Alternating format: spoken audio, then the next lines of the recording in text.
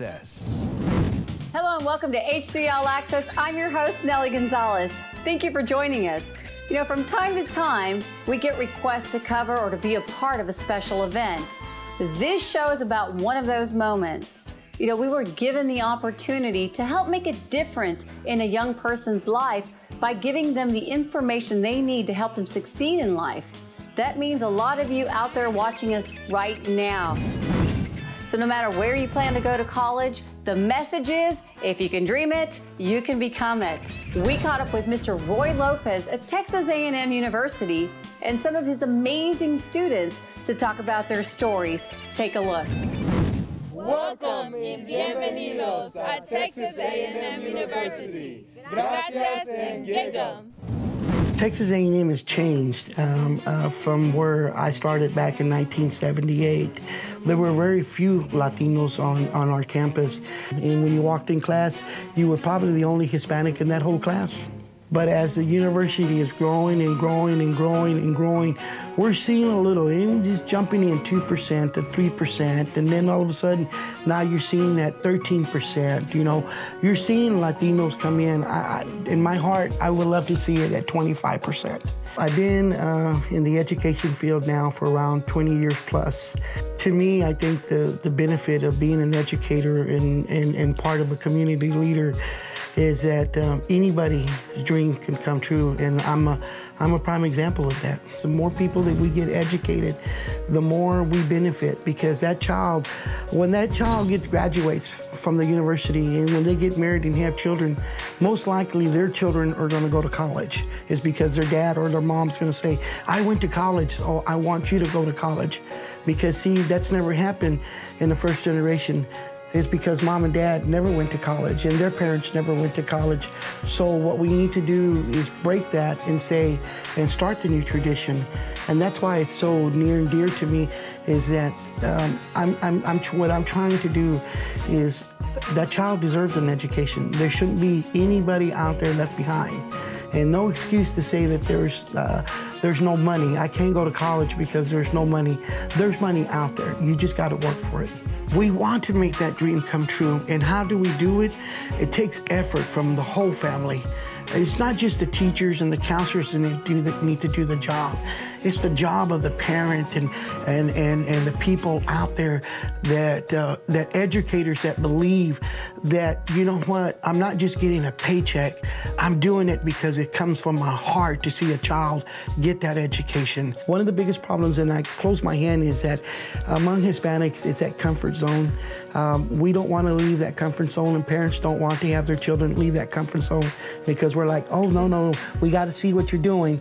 But they can't be afraid. Is because, you know, when they come in to your university like that, when your child leaves, they have a different child since they started high school. They have a mature, educated person that's going to make a change in the community and become role models. The goal of mine is when that student calls me and says, Mr. Lopez, can you come to my graduation because I'm walking across this Saturday or this Friday night, and then all of a sudden you see this, and I've seen it so many times, and this is where my tears come in, is that you see the dad is in graduation, they're like this, and the mom is just having tears just because they're seeing their child walk across the stage. I've done my job. Roy Lopez has received many accolades and awards that include the Star Award. He was also the first Hispanic to receive the Tasker Award, the second Hispanic at A&M to win the Coldest Award. But one of the most special moments in his life is when he was presented with the Hispanic Heritage Award by Dolores Huerta, who has walked alongside the great Cesar Chavez. It brought back memories of her when he was a young child. As a kid, working in peaches and grapes in Fresno, California, and when she gave me that award, it was very, very special. All these stuff that you see on the walls and the signatures and everything like that is that being here on this campus for a long time and doing the things that I have and have friends and colleagues in different departments that all help each other out. It wouldn't happen with me. They're the ones who made it possible because this university, yeah, it's a tight-knit university. It's a family. You can't beat that. As As Latinos, especially young Latinas, there have always been stereotypes that undermine the great, smart, powerful leaders they can become. The negative voices did not hold these students back. Instead, it's the fuel for them to achieve success.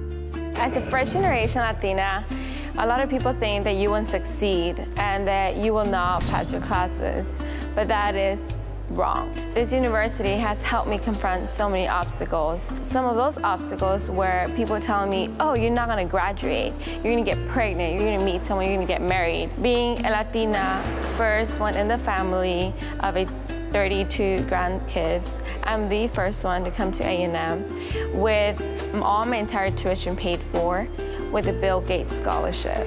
For those out there, keep in mind that you could do it. Do not let anyone else bring you down because you have the potential. Tienes el poder para salir adelante y el querer sobre todo. So keep that in mind. Look for resources, be responsible, be an overachiever, and if you're interested in something, work hard enough to get it. Texas A&M is a great university overall. When I first got here, it was a culture shock because I'm Latina and I had never been surrounded by Caucasians. So as a person from South Texas, I'm always surrounded by Latinos and never by white people. So when I got here, it was like, oh, whoa, like a huge impact. And then after I started getting used to it, they're really nice people. They're very, very friendly. They're always willing to help me in everything that I need help with. Either you're African American, you're Caucasian, you're Latino, Hispanic, they're just willing to help you. If you can dream it and believe it, you can achieve it. My name is Javier Aldape. I am an admissions counselor, recruiter, and program coordinator for the Office of Admissions at Texas A&M. Javier came to the United States from Mexico in high school. Being a big achiever, he set his standards high. He continued his education and learned to speak Russian and Chinese. The opportunities here at Texas A&M are endless. We have over 200 student organizations available for students from all kinds of backgrounds. We have Hispanic organizations, we have religious organizations, we have multicultural services. We have the services needed for students to kind of ease up their transition, whether they're coming from a small town, whether they're coming from abroad, should they need the help. And they're very accessible, they're very personable, and they will reach out and help out students in their needs. One of my job requirements is to go out and reach out to incoming freshmen and sometimes transfer students. My areas of service are the Brazos Valley, which is our local Bryan College Station and the vicinities, and I have some parts of the Houston area, and I have some parts of East Texas as well. When asked what he looks for in a student wanting to apply to a university, this is what he had to say. What I look for students is just the well-roundedness. Sure, we look for the academics, but academics do not define the students' chances to get into a college. We want them to play sports, we want them to join academic clubs, we want them to give back to their communities. We want them to get challenged academically. So all of those fundamentals will be very beneficial for students once they apply to college. Always challenge yourself, see how good of a student you can be. You also always want to get involved. Look around for your schools, get to know the GO centers, which are the college and career centers now available in high school. Register for your standardized tests, which are the SAT and the ACT. Get the help available. Always visit with your counselors. Always also look on for websites. Most of the information right now for college outreach is through online. It's a lot easier and more convenient, and we always advise our students to go into their university's websites. For example, at Texas A&M, it's www.tamu.edu. You will get important information as far as campus programs. You would get information as far as high school visits.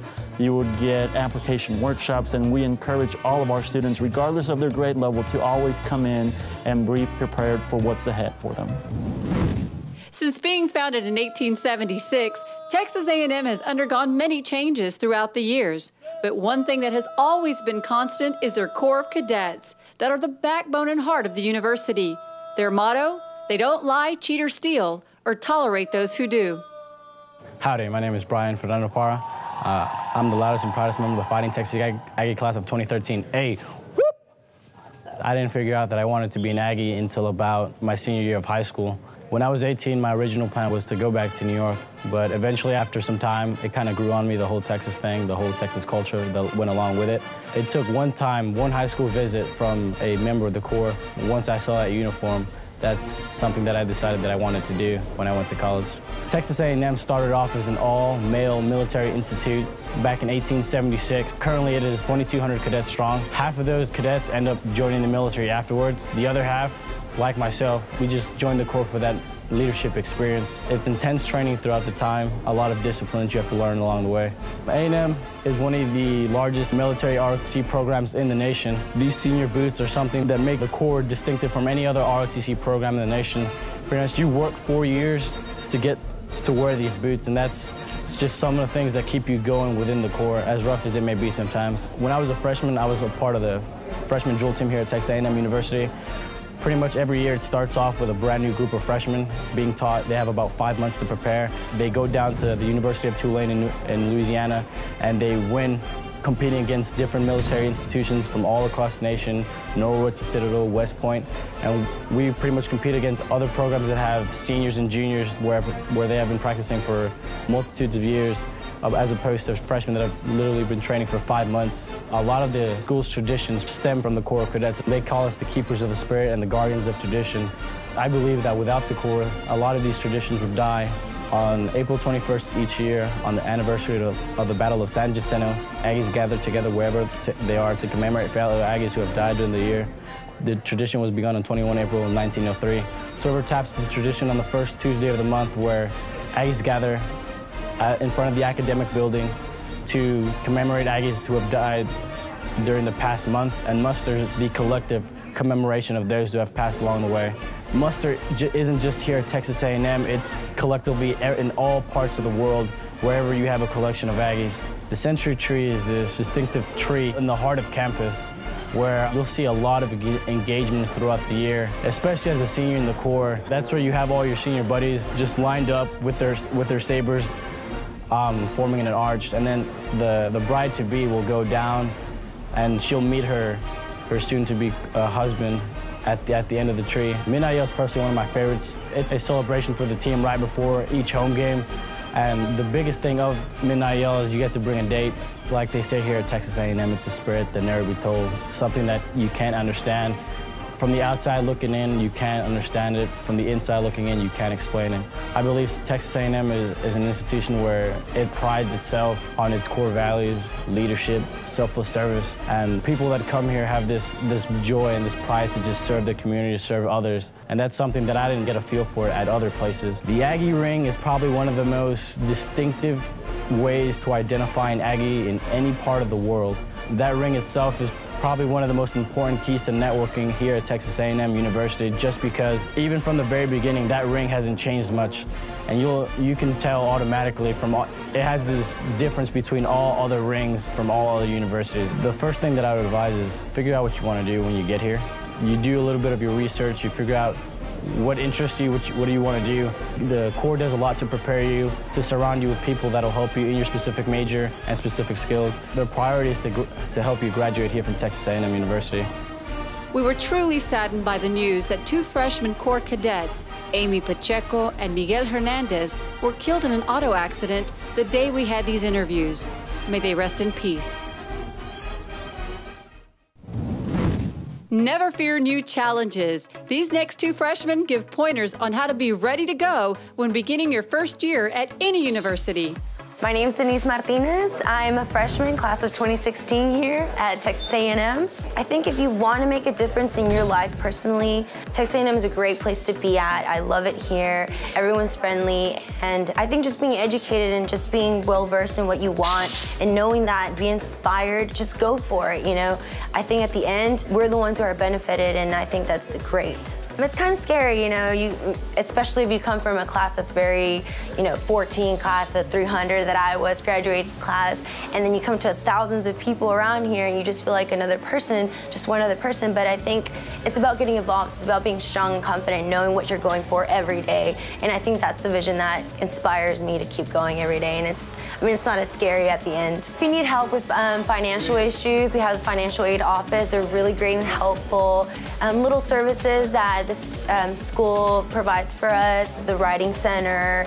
If you need one-on-one tutoring with someone, there's also SI sessions here, where not only can you get information from your professors, but from students on their own also. And you can do that as a group or one-on-one. I think time management is very important, still in the process of that. There's a lot of things that you can get help on. It's just, just a phone number, you find it, and it's just a call away. Roy Lopez has been an inspiration. He is a very kind and heartwarming person. He has helped me a lot. He has showed me the way towards what I need to do. He has great words. He is inspirational, and I just appreciate him for everything that he has done for me. Hey guys, I'm here with Jessica Alonso, and she is going to graduate to 2016? Correct. Awesome. So how does that make you feel? I'm really excited, especially since I will be graduating earlier, hopefully. And because I graduated from Ryan Collegiate High School, I graduated with 61 hours, so I'm ahead of the game. All right. Yes. So, what has Texas A&M meant to you? I've realized that before this, I was going to go to another school, but then Roy convinced me to come here. It has opened up the world for me and realized that I can do better than my family has, and my dad has encouraged me to go for it. So you mentioned Roy Lopez, and he has been so wonderful. He's helped a lot of students. How did he help you? First, he helped me fill out my FAFSA, which is very important. He has also helped me, he has directed me to people that can help me fill out more scholarships, and he has basically told me how to pay for college because my parents wouldn't be able to afford it for me. There's so many people here at A&M that would be glad to help you and help you go and show you where to go get the help and the money. There's money everywhere here. You just have to look for it.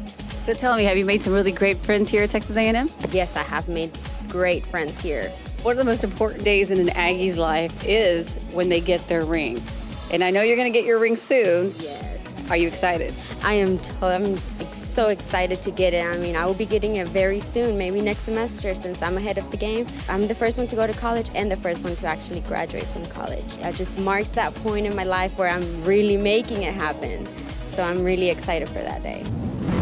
No matter where you plan to go to college, hopefully there will be a Roy Lopez to help guide you through the process. Well, I'm a first-generation college student. I'm also the oldest of 5, so coming to Texas A&M, I knew that I was already setting the bar high for my younger siblings and all my family. Roy Lopez is a counselor in the Office of Admissions, so he really recruits students in the Rio Grande Valley. But Roy is really, one of the most sincere, genuine, hardworking men I've known here at Texas A&M, and he's really a true influence to many Latino students on campus because he's so involved not only within the Bryan College Station community, but also within campus as well. So for those student leaders that are on campus, they know Roy Lopez because he reaches out to them or we reach out to him, and it's just a great reciprocal relationship. So Roy means a lot to this community, and if it wasn't for him, I don't know. It's really speechless. I can't say anything. Hey guys, one of my favorite things that I love to do, and especially I'm here at Texas A&M University, is always meet up with really special people. And with me right now is Jose Luis Zelaya. Please tell us a little bit about your story. Whenever I was about 5 years old, my family and we experienced the death of my brother due to the fact that we didn't have a couple of quarters to take him to the hospital. So living under those circumstances of poverty with a father who was an alcoholic, during a community that is gang infested, it was very, very difficult. And the reason why I ended up being homeless was because my dad kicked me out of the house after my mom had come to the United States and slept underneath a bridge in Honduras. And 13 years later, I happened to be a 4.0 graduate student pursuing a master's in education. 13 years ago, I was wrapping myself around newspapers. And 13 years later, newspapers such as the New York Times were wrapping my story around their newspapers. So 10 years ago, you're under a bridge, you're homeless. How did you find the inspiration, or what steps did you take to come out of that? To see my mother on Saturdays and Sundays, waking up at 3 in the morning to make tamales, seeing her at night go into an office and clean an office, seeing her babysitting other kids other than her own, that inspired me. And seeing my community under attack, seeing the dropout rate being so low, seeing the incarceration levels being so high, I know I can do something. So what really motivates me is it's knowing that through my experience and through my life that I can make a difference, and that really inspires me. So another special thing that I heard, that you have something that helped you pay for college. What is that? I learned in Honduras when I was 13, when I was 12, how to crochet. Saw a lady crocheting in the streets, and I was like, I want to learn how to crochet, but she didn't teach me because she said that I was a guy, and that guys don't crochet. So I learned by myself, grabbed the hook, buy some yarn, and just started crocheting. And then I came to the United States and started making beanies for my little sister, and people at school would like them. And whenever I was in high school, I was told that I couldn't go to college because it was really expensive. And I was told also that I couldn't work because I was undocumented. So I fell into like some very, very tough depression moments. And I was like, well, my mom has always taught me that whenever they said there is no way, we accept it, we walk away, we come back with a shovel, and we make a way. I might not have a shovel, but I have a crocheting hook, so I'm gonna crochet my way through college. And that's exactly what I did. I started making beanies, and I started going to flea markets and selling them, and then I went online, and I started selling beanies to Mexico and Canada and different other cities around the United States. And through that, through crocheting, I have been able to pay for not only my undergrad and my graduate school, but also been able to help my sisters pay for tuition and also provide scholarships for other students through the work that I've been doing. So it goes back to the idea that if you want it as bad as you want to breathe, you'll find a way.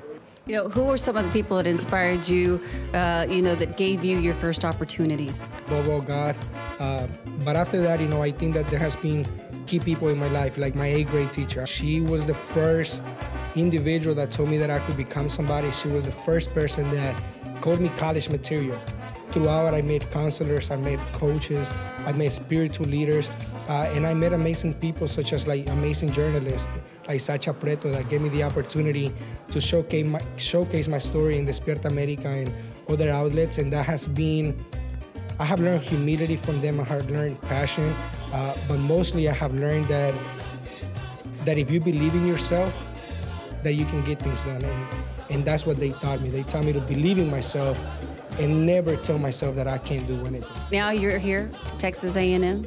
What has Texas A&M meant to you? Whenever I first came to the United States, my mom first came. So she lived here for about 2 years at an immigration shelter, and I stayed behind in Honduras. And whenever I came to the United States to be reunited with my mother, and I applied to Texas A&M, she went to a closet where she had clothing that she was given before I was in the United States, from an immigration shelter. And whenever I showed her my letter of acceptance at A&M, she put out a shirt. And this shirt was old and wrinkled and with holes, but it was a shirt that in the middle had a heart and said Aggie Mom. So even before I was in the United States, my destiny was meant to be an Aggie. So A&M means home for me. It is the place where I have developed into a leader and to who I am, and that's thanks to this amazing university. What would you tell a future student of Texas A&M or anyone wanting to apply to a university? You can have the best motivational person come down to earth and talk to you and say, go to college. But until you believe in yourself and until you say, yes, I want to do it, things are then that start to happen and to change. So instead of talking about the process of what it is to become the Texas A&M, do they really want to? And if the answer might be confused or I don't know, then my advice would be to really search in themselves, because within ourselves lies every answer. Use it, break it, fix it, crash it, change it, melt, upgrade it, chart it, point it, zoom it, press it, snap it, work it, quick erase it, write it, cut it, paste it, save it, load it, check it, quick rewrite it, plug it, play it, burn it, rip it, drag it, drop it, zip and zip it, lock it, fill it, call it, find it, view it, code it, jump and lock it, surf it, scroll it, pose it, click it, cross it, crack it, switch, update it, name it, read it, tune it, print it, scan it, send it, fax, rename it, touch it, bring it, pay it, watch it, turn it, leave it, stop, format it, buy it, use it, break it, fix it, crash it, change it, melt, upgrade it, chart it, point it, zoom it, press it, snap it, work it, quick erase it, write it, cut it, paste it, save it, load it, check it, quick rewrite it, plug it, play it, burn it, rip it, drag it, drop it, zip and zip it, lock it, fill it, call it, find it, view it, code it, jump and lock it, surf it, scroll it, close it, click it. Technologic.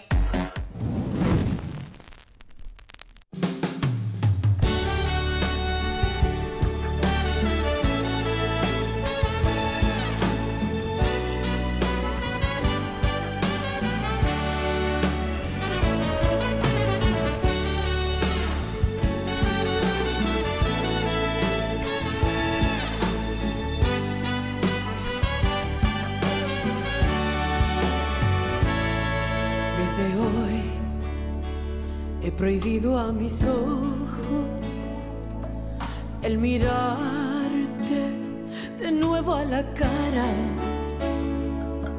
Tienes algo que acaba conmigo, que a mi mente de mi alma separa.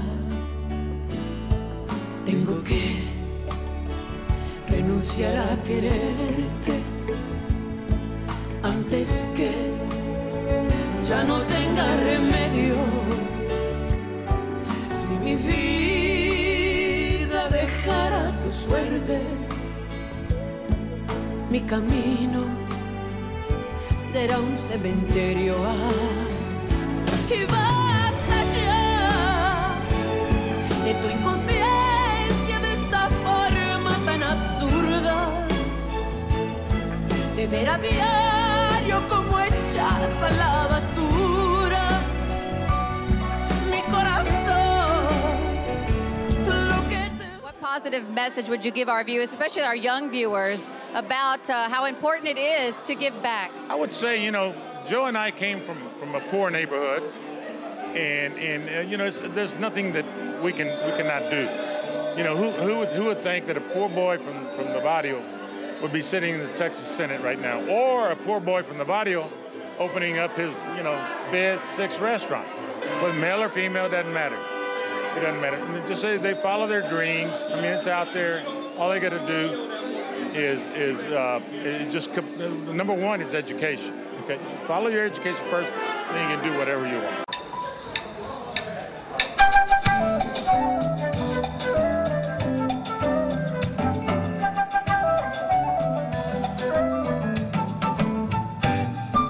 La mujer está en el suelo, mamá, no puedo con ella. Me la llevo a la cabeza, es que no puedo con ella. La mujer está en el suelo, mamá, no puedo con ella. Me la llevo a la cabeza, es que no puedo. Their stories should serve to help inspire, motivate, and encourage you to reach out for help and to dream big. You know, before leaving the campus, we learned that we, H3 All Access, made history as the first entertainment television program to feature Latinos at Texas A&M since opening their doors in 1876. We would like to thank Roy Lopez and Javier Adape for caring for our leaders of tomorrow. Thank you for watching H3 All Access. And don't forget to visit our website, h3allaccess.tv, and like our Facebook page. Follow us on Twitter and watch other episodes on our YouTube channel. I'm your host, Nelly Gonzalez. Hasta la próxima. Adios. This has been H3 All Access. Thank you for watching. Hasta la próxima.